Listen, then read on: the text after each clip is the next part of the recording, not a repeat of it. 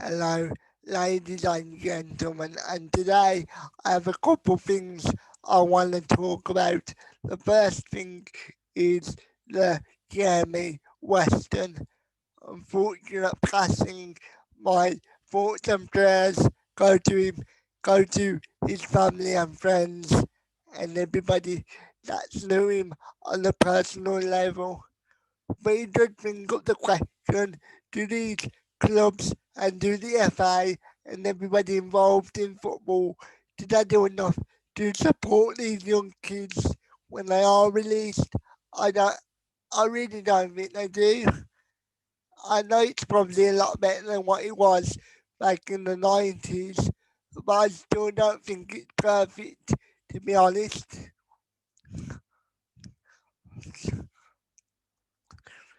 Like, do you know when they sign their deal, let's just say for City, for example, they should have somewhere in the contract that if, if, if we ever decide to release you, you have to go and see a counsellor.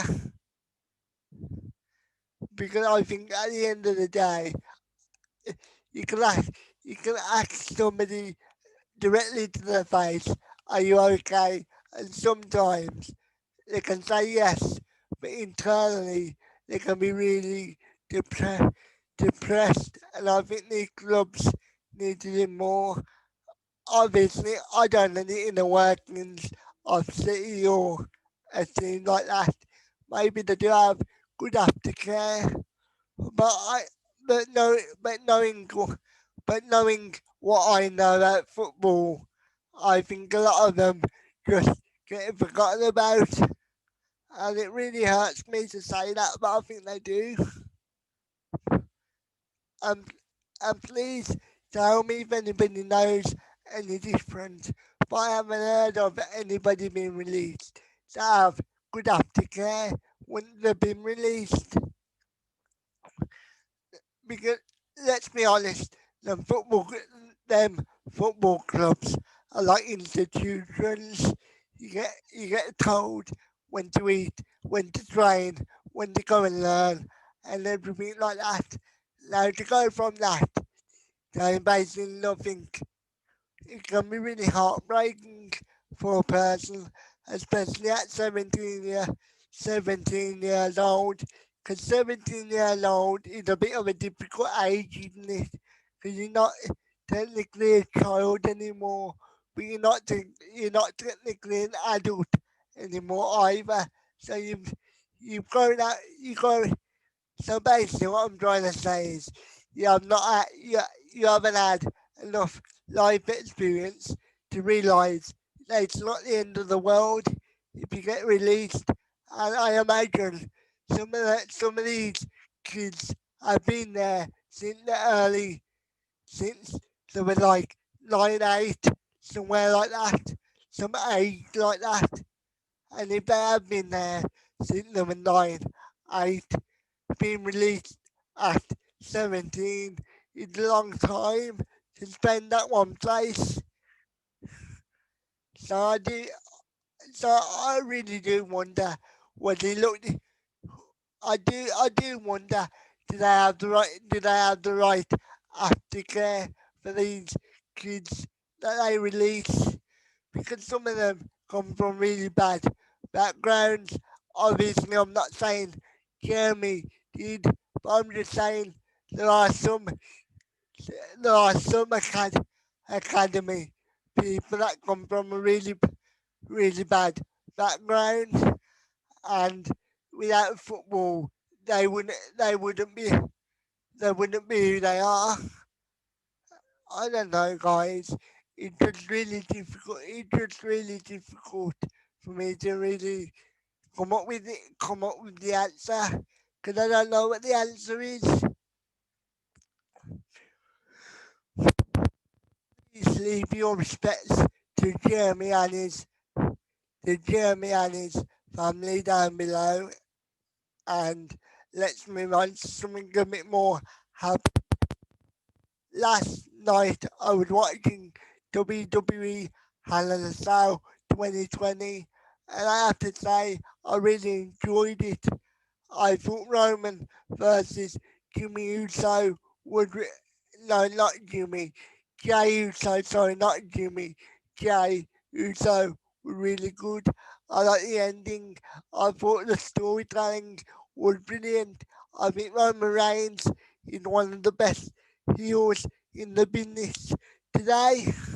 I think when it comes to actually a character and not just being in the. Sorry, let me start that again.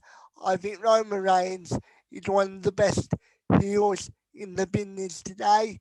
So sorry MJF, but I do think Roman Reigns is better than MJF. And I do like MJF, but I think Roman's a way better heel. But to be fair, they are two completely different heels, aren't they?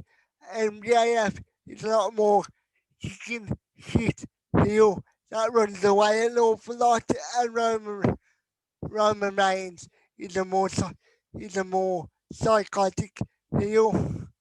But I do like both Roman Reigns and and MJF.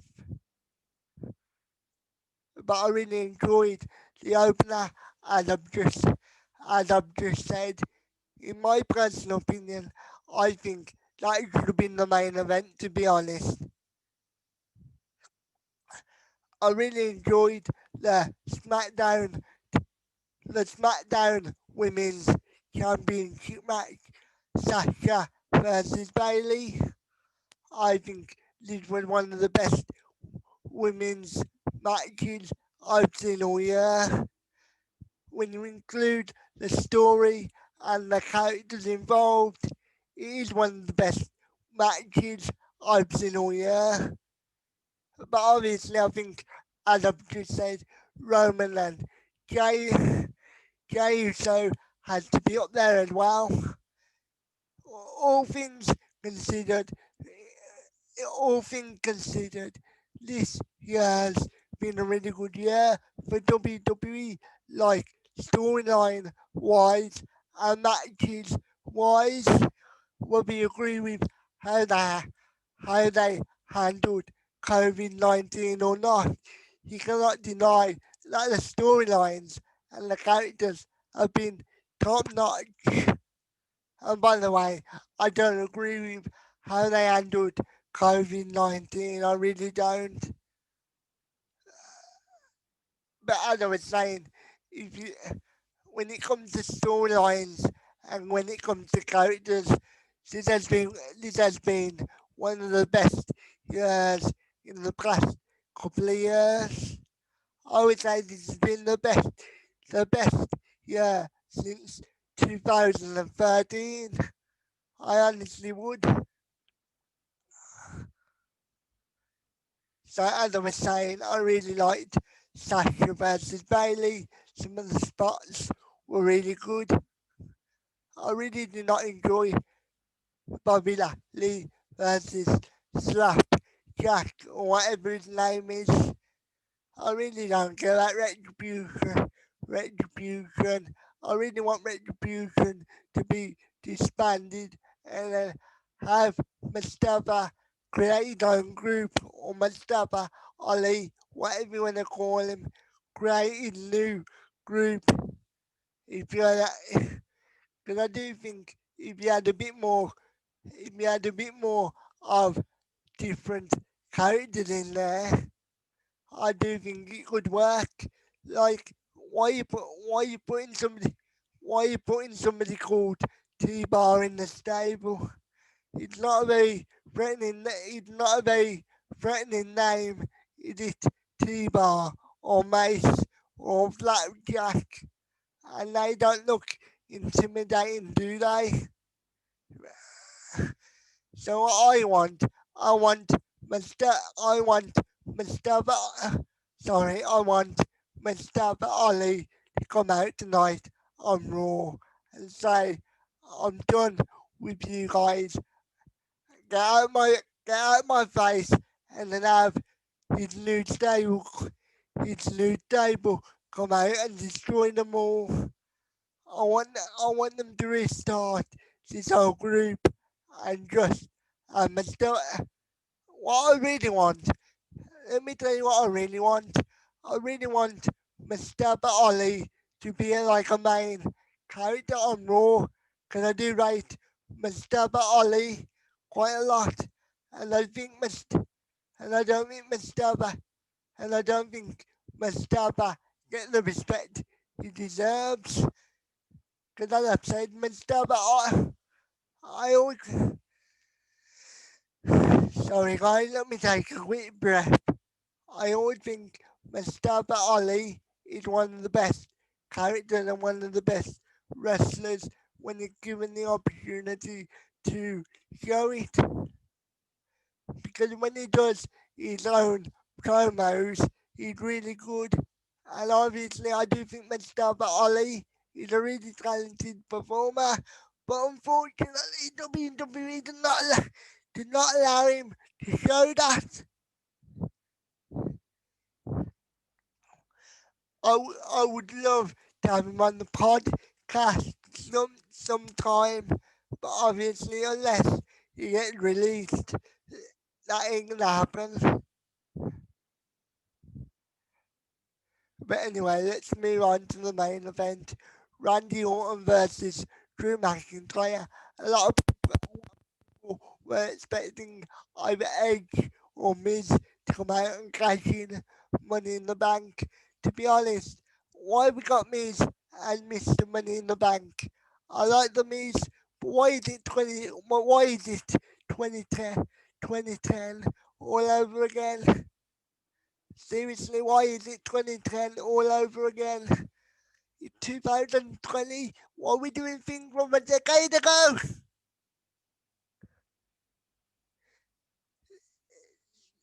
Um, I mean, come on, it's 2020. Can't we get something different?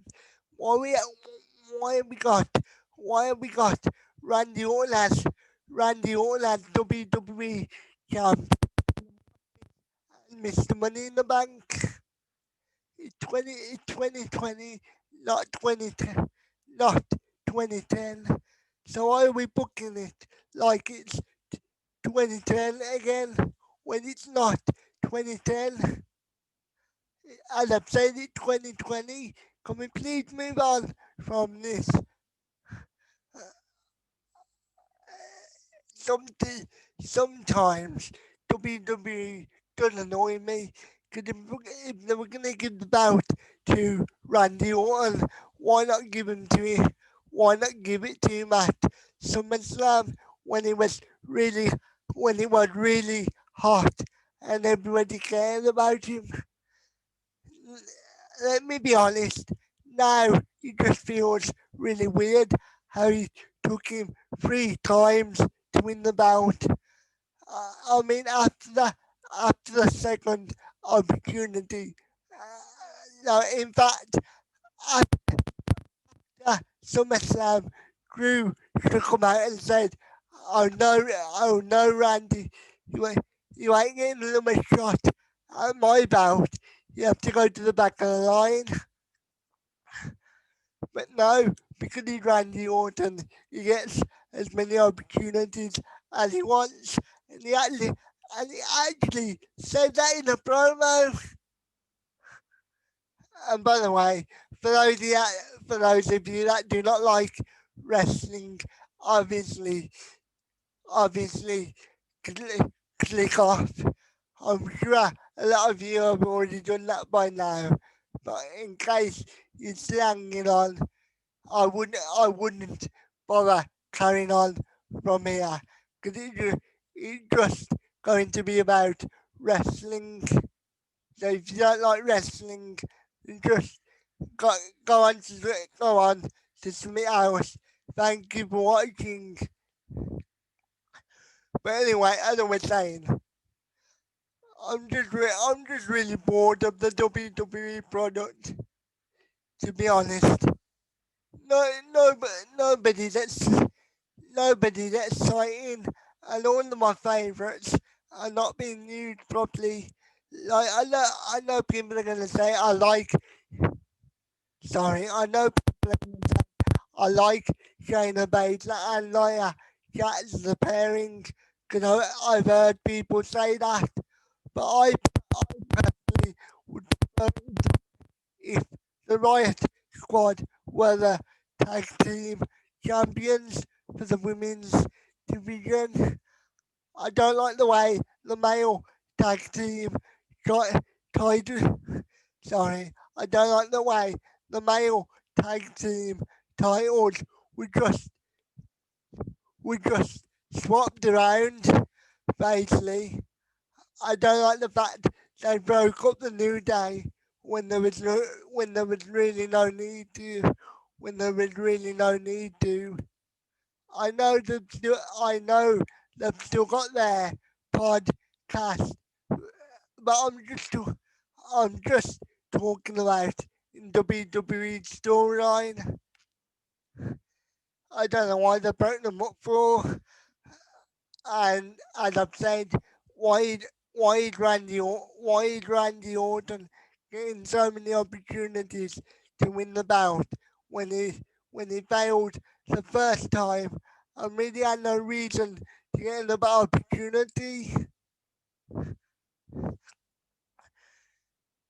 After, after he lost to Drew, after he lost to Drew at SummerSlam, Drew should have said to Randy, "You're back at you're back at, you're sorry, you're back on the line, mate."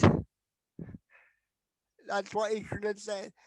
He should have said to him at SummerSlam, after SummerSlam, "You're back on the line, mate. If you want a title shot, you have to earn it." Rather than saying, "I deserve another title shot on Randy Orton." Do you know what I've done? I, I, did, I just find the whole WWE product really annoying.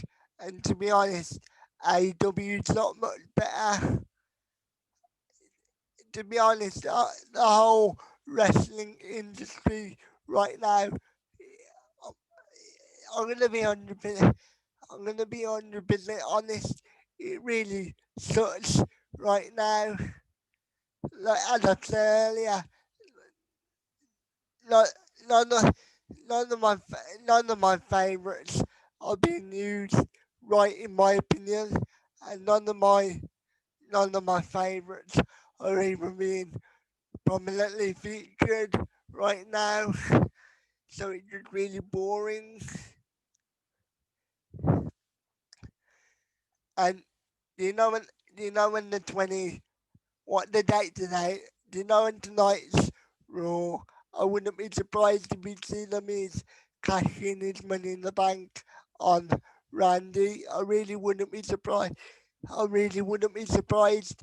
2010, here we go again. I love, I love 2010 in 2020.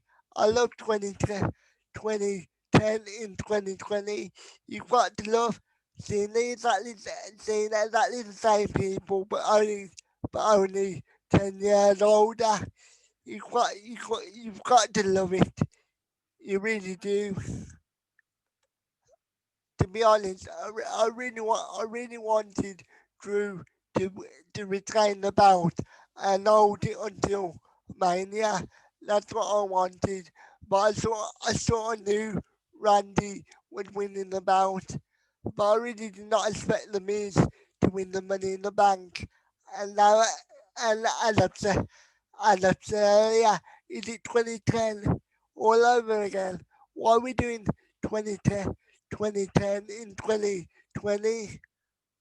I liked 2010 in 2010. I don't want to see 2010 in 2020. I really don't.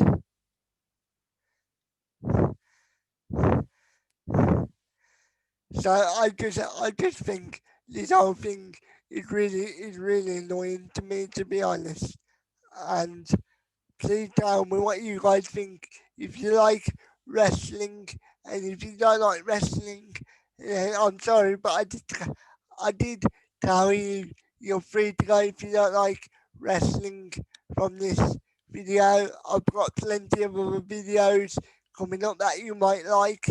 So please, if you're gonna be stupid and just type in stupid nonsense, then just don't bother. Cause I've heard it all before. So if you're gonna waste your time, and and to be honest with you, I'm probably just gonna ignore it anyway. So you're just wasting your time by typing in something like you know it's predetermined or you know it's fake, don't you? Because every single wrestling fan in the world, unless you're like 8 years old, know it's predetermined or fake, whatever you want to say. I don't like saying the word fake, but you know what I mean, like predetermined. Because as I've said, unless you're like 8 years old, everybody knows it's fake.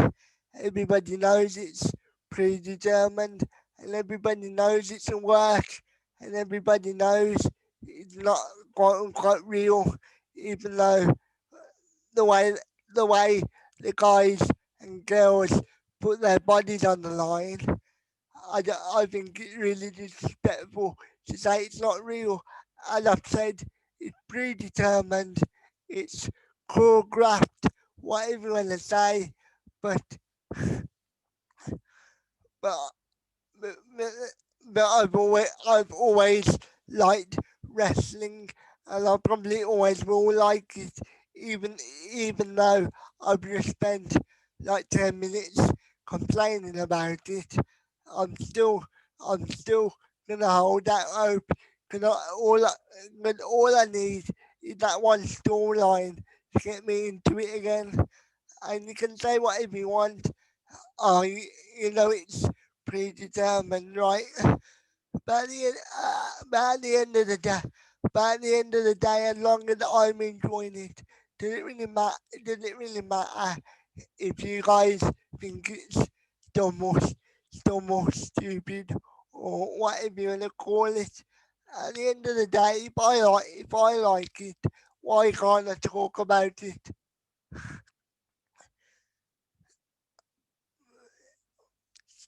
So thank you for watching. Please like, please comment, please share.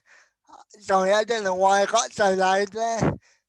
Sorry, my apologies. Please like, please comment, please share. And if you are new, please subscribe to the channel and please help me get to 3,000 subscribers. I mean, it would really mean a lot to me if we could get to 3,000 by the end of the year. Then going into next year, I'm trying to get 10,000, and then so on and so and then so on and so forth. So so thank you for watching, and I will speak to you later. See you soon.